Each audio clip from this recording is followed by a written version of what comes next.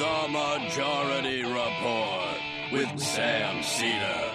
It is Monday, September 3rd, 2018. My name is Sam Cedar. This is the 5-time award-winning Majority Report.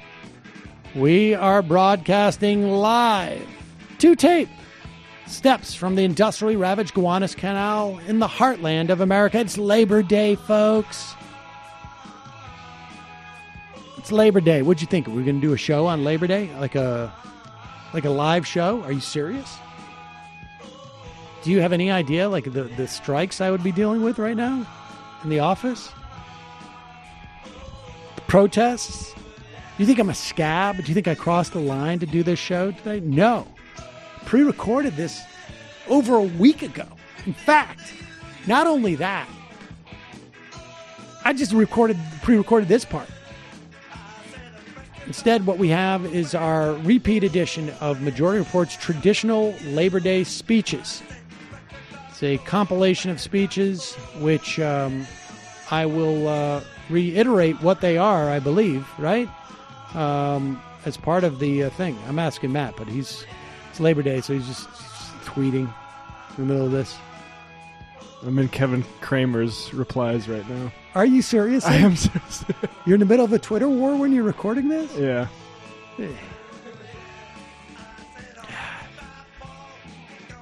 Anyways, folks, we've got some labor leaders through the years. We run this one more or less each year. We do a little bit of mixing up and changing this and that, but it's our Labor Day thing. Enjoy it. We will be back live tomorrow. Remember, you can support this program by going to jointhemajorityreport.com, jointhemajorityreport.com, also justcoffee.coop, fair trade coffee, tea, or chocolate. Use the coupon code MAJORITY, get 10% off. We'll be back Tuesday, hopefully well-rested. Deal with all this Michigas. We've got the Kavanaugh hearings happening this week, unless they got canceled. Maybe we'll be talking about how Donald Trump has been arrested and arraigned. I have no idea what happened this past week because I've been on vacation. I mean, I do know, but it hasn't happened yet, so I can't know. So sit back, enjoy this compilation, Labor Day 2017. We will see you live tomorrow.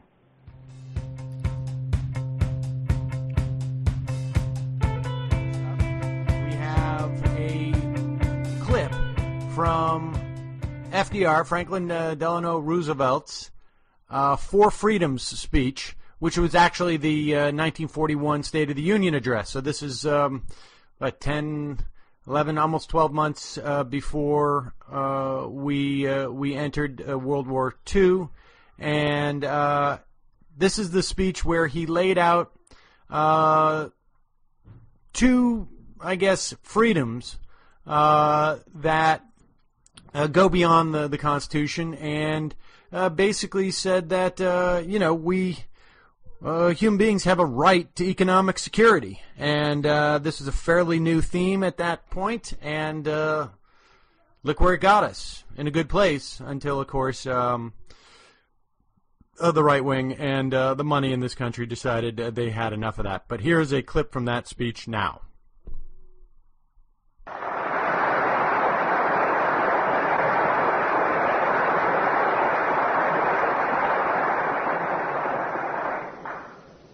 As men do not live by bread alone, they do not fight by armament alone. Those who man our defenses and those behind them who build our defenses must have the stamina and the courage which come from unshakable belief in the manner of life which they are defending. The mighty action that we are calling for cannot be based on a disregard of all the things worth fighting for. The nation takes great satisfaction and much strength from the things which have been done to make its people conscious of their individual stake in the preservation of democratic life in America. Those things have toughened the fiber of our people, have renewed their faith, and strengthened their devotion to the institutions we make ready to protect. Certainly, this is no time for any of us to stop thinking about the social and economic problems which are the root cause of the social revolution which is today a supreme factor in the world.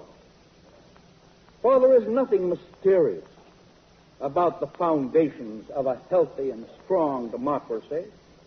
The basic things expected by our people of their political and economic systems are simple.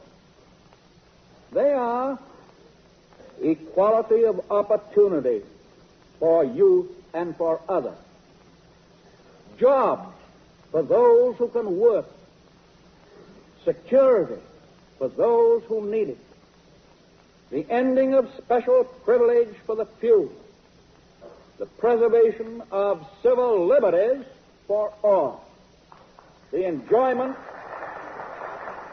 of the fruits of scientific progress in a wider and constantly rising standard of living. These are the simple, the basic things that must never be lost sight of in the turmoil and unbelievable complexity of our modern world. The inner and abiding strength of our economic and political system is dependent upon the degree to which they fulfill these expectations. Many subjects connected with our social economy call for immediate improvement. As example, we should bring more citizens under the coverage of old age pensions and unemployment insurance. We should widen the opportunities for adequate medical care. We should plan a better system by which persons deserving or needing gainful employment may obtain it. I have called for personal sacrifice, and I am assured of the willingness of almost all Americans to respond to that call. A part of the sacrifice means the payment of more money in taxes. In my budget message, I will recommend that a greater portion of this great defense program be paid for from taxation than we are paying for today. No person should try or be allowed to get rich out of the program.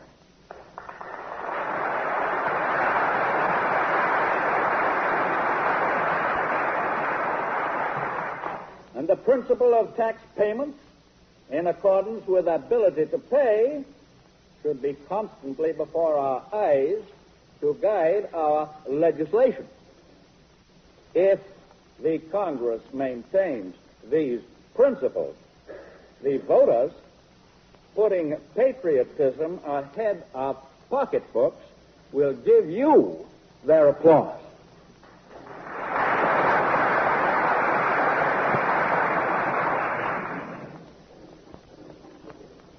In the future days, which we seek to make secure, we look forward to a world founded upon four essential human freedoms. The first is freedom of speech and expression everywhere in the world. The second is freedom of every person to worship God in his own way everywhere in the world. The third is freedom from want, which translated into world terms means economic understandings which will secure to every nation a healthy, peacetime life for its inhabitants everywhere in the world.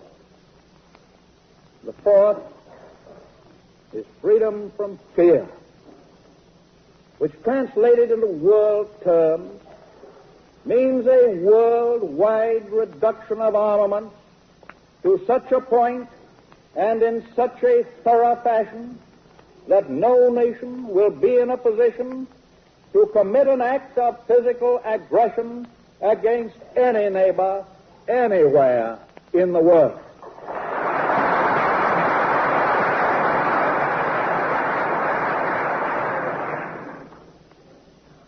That is no vision of a distant millennium. It is a definite basis for a kind of world attainable in our own time and generation.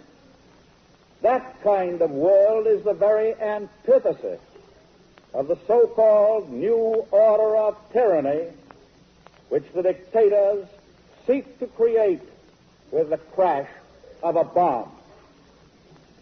To that new order, we oppose the greater conception, the moral order. A good society is able to face schemes of world domination and foreign revolutions alike without fear. Since the beginning of our American history, we have been engaged in change, in a perpetual, peaceful revolution, a revolution which goes on steadily, quietly, adjusting itself to changing conditions, without the concentration camp or the quicklime in the ditch. The world order which we seek is the cooperation of free countries working together in a friendly, civilized society. This nation has placed its destiny in the hands and heads and hearts of its millions of free men and women, and its faith in freedom under the guidance of God. Freedom means the supremacy of human rights everywhere. Our support goes to those who struggle to gain those rights and keep them. Our strength is our unity of purpose. To that high concept, there can be no end save victory.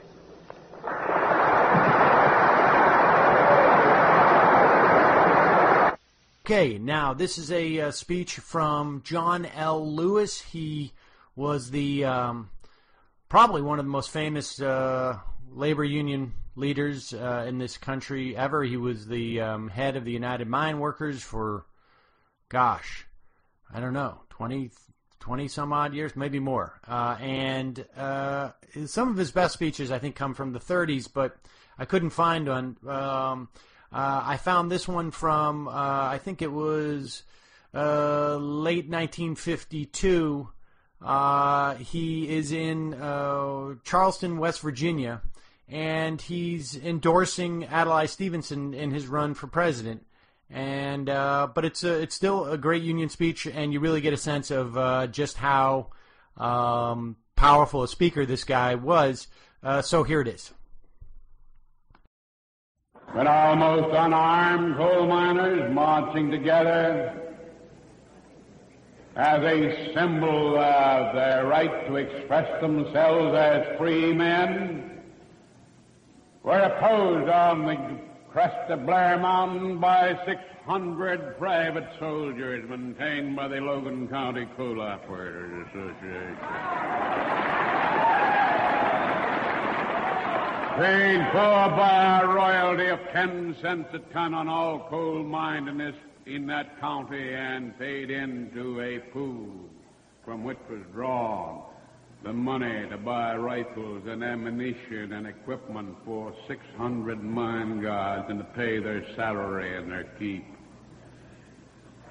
The same operators who leveled those royalties knew cried aloud to high heaven when the mine workers' union suggested the levying of a royalty of 10 cents a ton to care for the mine workers whose health was destroyed or whose lives were abused in the coal mines.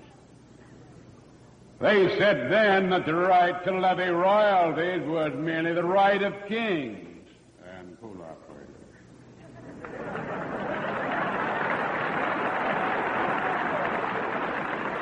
And we said it was also the right of coal miners, and we demonstrated that fact.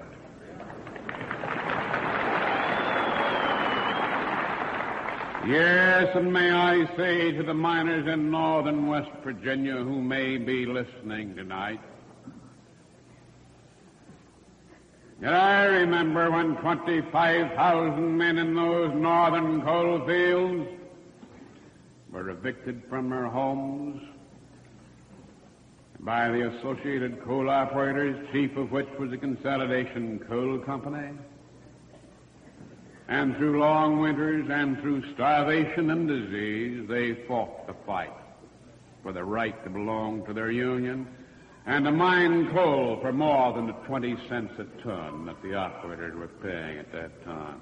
20 cents a ton for mining a ton of coal underground. And there isn't a man within the sound of my voice or in the state of West Virginia who could pick up a ton of coal and move it 3 inches for 20 cents.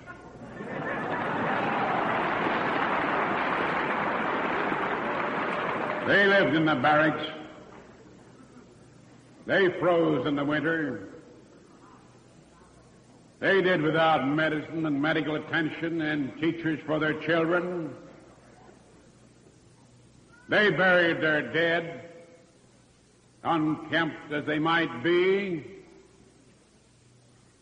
in order that mountaineers might be free, and in order that West Virginia and West Virginians might have a right to govern themselves and to select honorable men for public office. The same is true in the New River and the Winding Gulf. The same is true in all of the Pocahontas and the Tug River. The same is true in the Panhandle of West Virginia. The same is true on both banks of the Monongahela River. And today,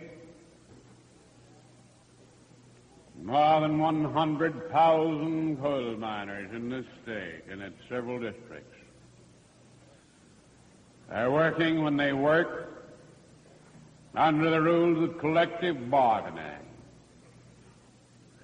and under wages and working conditions that American citizens have a right to enjoy and which no other citizen should ask them not to pay. We intend to keep it that way.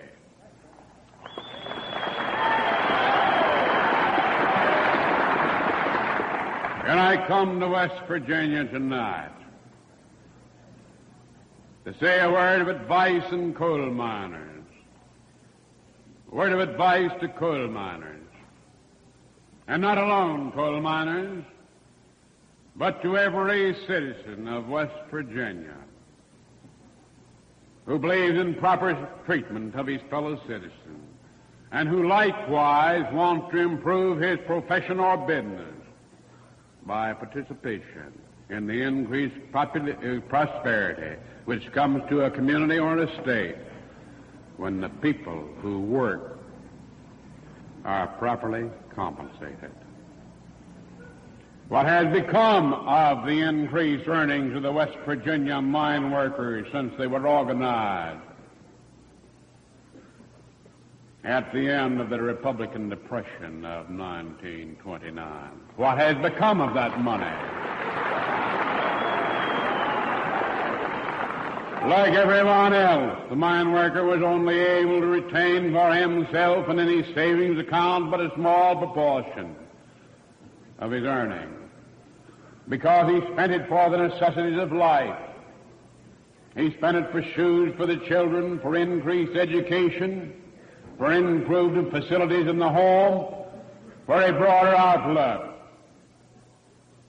And he spent it in his home community, and the businessmen of that community, and the professional men of that community, and the churches of that community.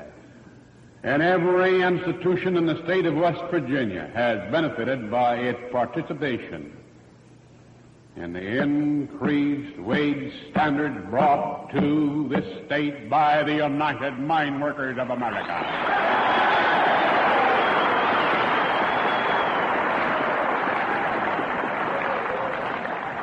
It isn't very long. It isn't very long. As a matter of fact, it's only 18 years since the wages in Logan County were $1.50 and $1.75 a day for a supposed 10-hour day, but which in reality was a clean-up day and more often 14 and 15 hours.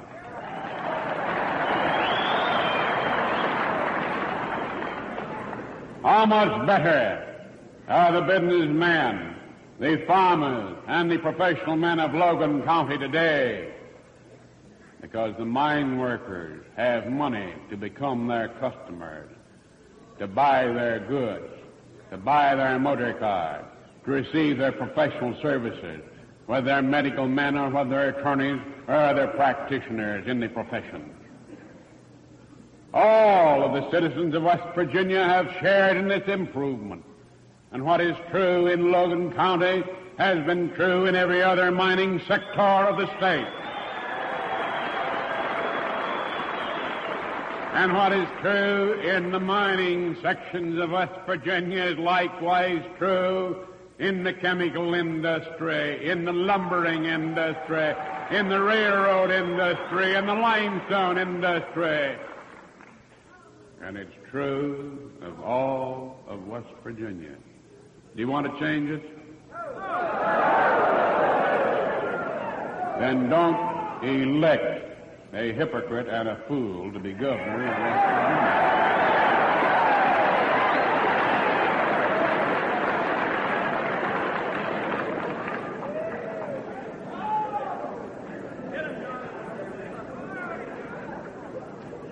I have just come here from a great international convention of the United Mine Workers of America with delegates from its several local unions, which was in session in the Queen City of Cincinnati for about 8 days.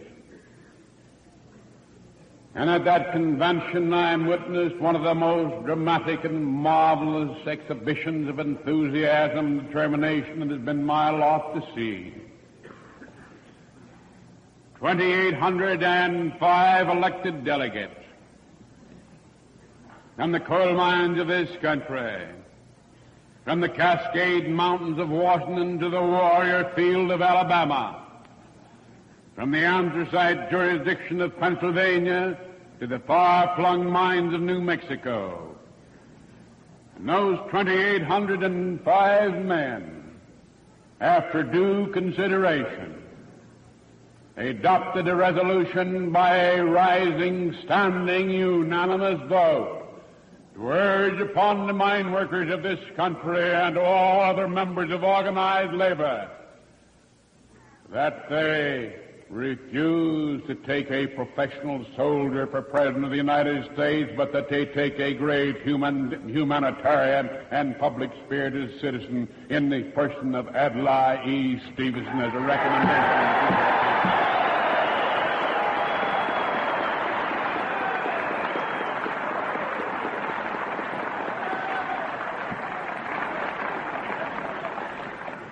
Surely those men must have represented the sentiment of the men at home.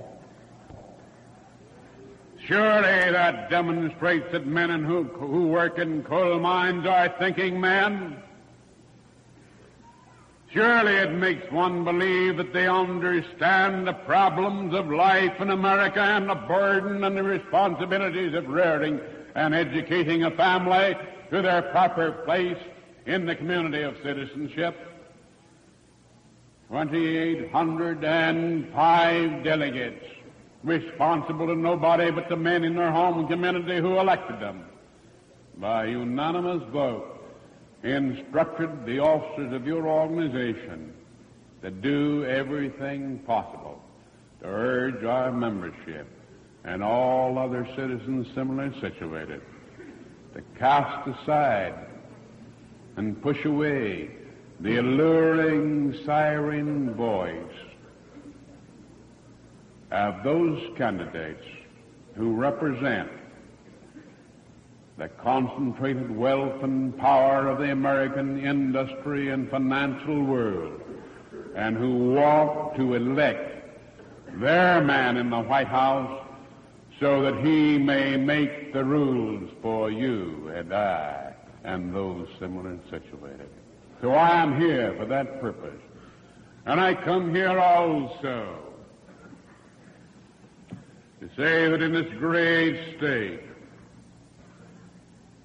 I would like to have you, if the miners of this state will take my counsel and advice, because they may believe to some degree in the responsibility of what I say, I would like to have the mine workers of this great state and other states not only vote for Honorable Adlai E. Stevenson for President of the United States, but vote for Bill Marlin as Governor of West Virginia and Harvey Kilgore as Senator.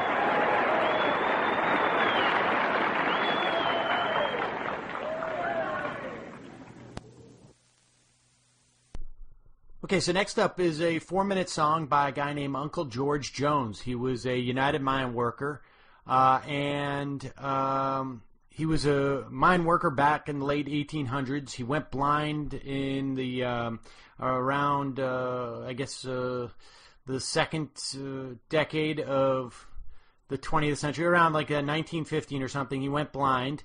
He was working in the Alabama mines, and he was singing essentially about the revival of the United Mine Workers, and as well as singing the praises of unions. He mentions John L. Lewis in this, and obviously Franklin Delano Roosevelt. So check it out, enjoy it, interesting song, and we still got more. In 1933, when Mr. Roosevelt took his seat, said to President John L. Lewis, "In union we must be. Come, let us work together, ask God to lead the plan. By this time another year, we'll have the union back again. Hooray, hooray, for the union we must stand. It's the only organization, protect the living man. Boys, it makes our women happy, our children clap their hands. The city beefsteak and the good pork chop steaming in those frying pans." And the President and John L. Lewis had signed a decree to call for Mitch and Rainey, Tower Rompers made the 3. Go down in Alabama, organize every living man. Spread the news all over the land, we got the union back again. Hooray, hooray, for the union we must stand. It's the only organization, protect the living man. Boys, it makes our women happy, our children clap their hands. To see the beefsteak and the good pork chop steaming in those frying pans. There's one law President Roosevelt passed that made the operators mad. Give all the men the right to organize, join the union of their choice. When the President had passed the law, we all did shout for joy. When they said no operator shave a ball shouldn't bother the union boys. Hooray, hooray, for the union we must stand. It's the only organization, protect the living man. Boys, it makes our women happy, our children clap their hands. To see the beefsteak and the good pork chop steaming in those frying pans. In 1932, we're sometimes sad and blue, traveling round from place to place, trying to find some work to do. If we're successful to find a job, the wages were so small, scarce to live in the summertime, almost starving to fall. Hooray, hooray, For the Union we must stand. At the old organization, protect the living man, boys. It makes our women happy. Our children clap their hands. To see the beefsteak and the good pork chop steaming in those frying pans. Before we got our Union back, it's very sad to say. Old blue shirts and overalls were the topics of the day. They were so full of patches and so badly torn. Our wives had to sew for about an hour before they could be worn. Hooray, hooray, for the Union we must stand. At the old organization, protect the living man, boys. It makes our women happy. Our children clap their hands. To see the beefsteak and the good pork chop steaming in those frying pans. Now when our Union men walked out, got the good tools on their back, correct machine and the fine silk sack, the brand new Miller Block hat, fine silk sock and the flow shine shoes, they glitter against the sun. Got dollars in their pockets, smoking good cigars, boys, it's what the Union done. Hooray, hooray, for the Union we must stand. At the old organization, protect the living man, boys. It makes our women happy. Our children clap their hands. To see the beefsteak and the good pork chop steaming in those frying pans. Before we got our Union back, our wives was always mad. When they went out to the church, a princess was all they had. But since we got our Union back, they're happier all the while. Silk and satin of every kind to meet with every style. Hooray, hooray, for the Union we must stand. At the old organization, protect the living man, boys. It makes our women happy. Our children clap their hands. To see the beefsteak and the good pork chop steaming in those frying pans.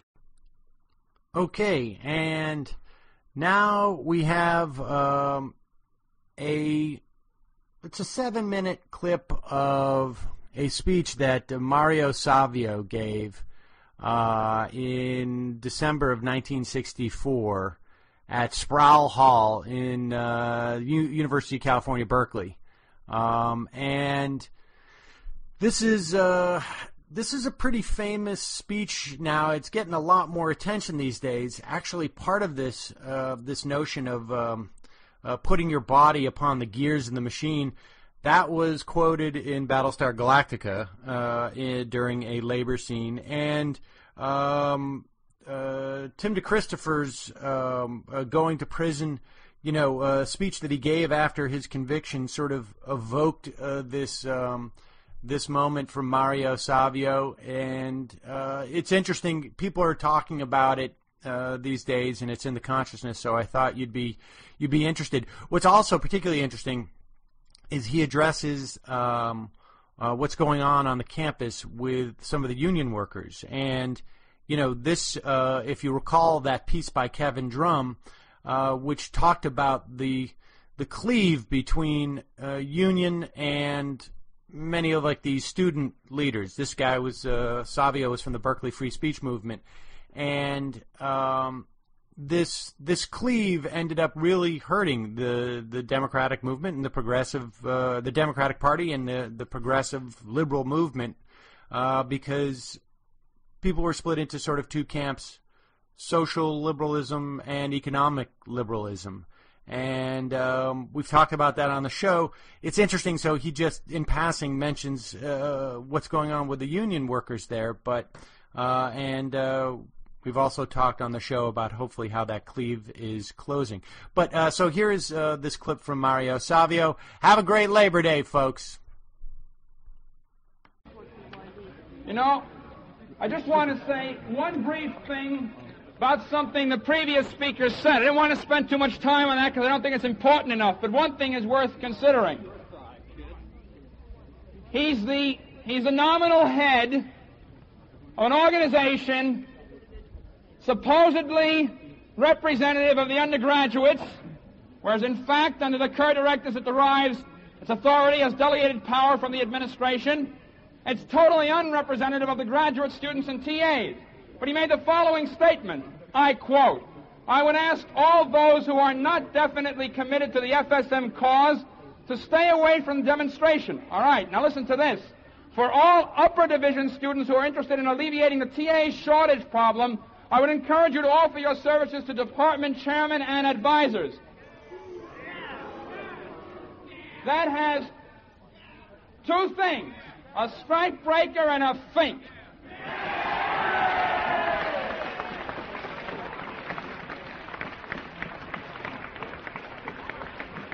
I'd like to say one other thing about a union problem. Upstairs, you may have noticed already on the second floor of Sproul Hall, locals 40 and 127 of the Painters Union are painting the inside of the second floor of Sproul Hall. Now, apparently that action had been planned sometime in the past. I've tried to contact those unions, unfortunately, and tears my heart out. They're as bureaucratized as the administration. It's difficult to get through to anyone in authority there. Very sad. We're still making an attempt. Those people up there have no desire to interfere with what we're doing. I would ask that they be considered and that they not be heckled in any way. And I think that, while there's unfortunately no sense of solidarity at this point between unions and students, there at least need be no, excessively hard feelings between the two groups. Now, there are at least two ways in which sit-ins and civil disobedience and whatever, at least two major ways in which it can occur. One, when a law exists, is promulgated, which is totally unacceptable to people, and they violate it again and again and again till it's rescinded, repealed. All right. But there's another way.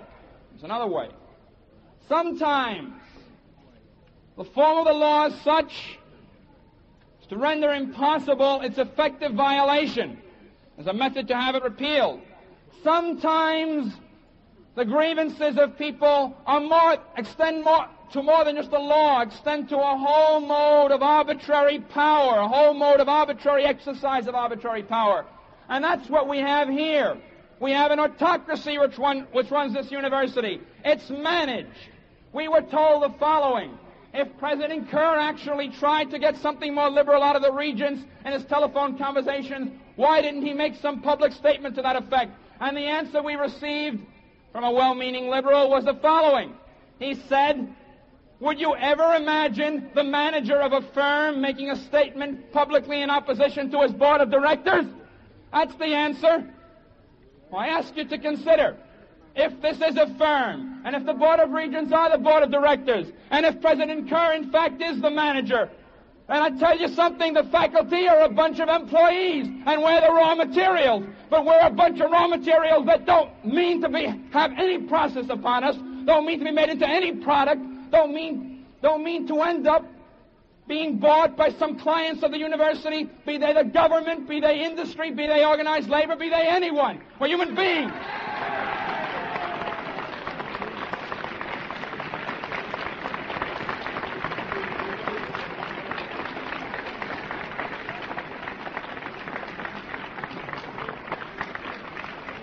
And that brings me to the second mode of civil disobedience. There's a time when the operation of the machine becomes so odious, makes you so sick at heart, that you can't take part. You can't even passively take part. And you've got to put your bodies upon the gears and upon the wheels, upon the levers, upon all the apparatus, and you've got to make it stop. And you've got to indicate to the people who run it, to the people who own it, that unless you're free, the machine will be prevented from working at all.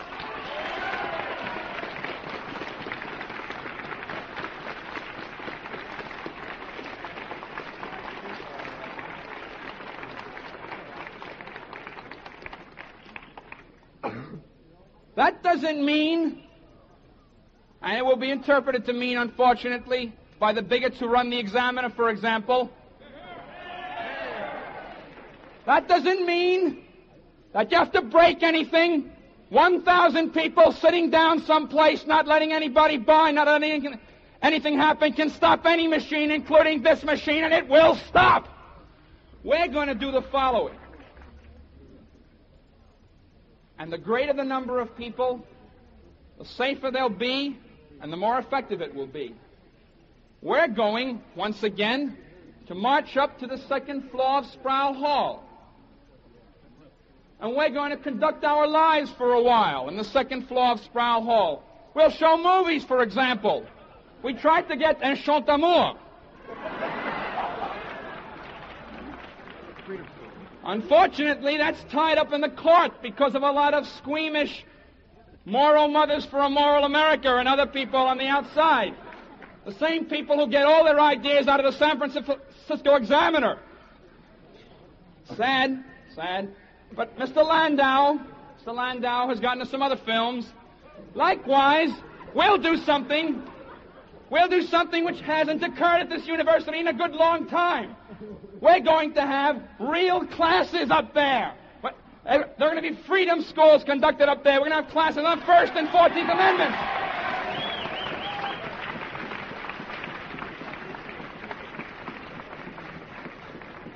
We're going to spend our time learning about the things this university is afraid that we know. We're going to learn about freedom up there, and we're going to learn by doing. Now, we've had some good long rallies. Just one moment. We've had some good long rallies, and I think I'm sicker of rallies than anyone else here. This is not going to be long. I'd like to introduce one last person before we enter Sproul Hall. Yeah. And the person is Joan Baez. Hi, Joan.